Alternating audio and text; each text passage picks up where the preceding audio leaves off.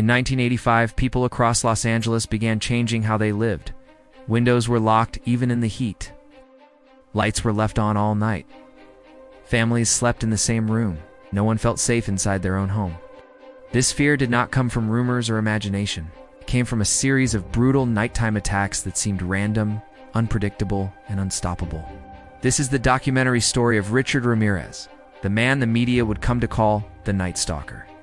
Richard Ramirez was born in Texas in 1960 and grew up in a violent and unstable household. As a teenager, he was exposed to detailed stories of murder and abuse from an older cousin, experiences that later shaped his behavior. By the early 1980s, Ramirez had moved to California.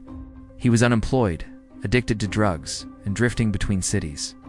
In 1984 and 1985, a pattern of home invasion crimes began to emerge across Los Angeles and later San Francisco.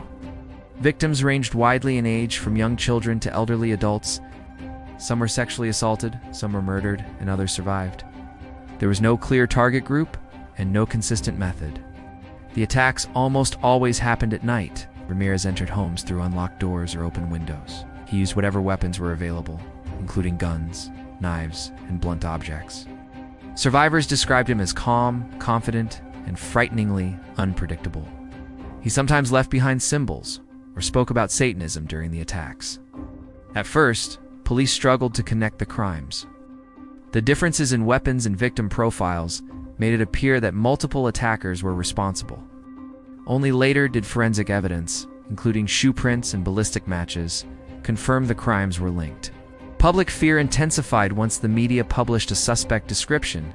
Ramirez's face appeared on television and newspapers across California.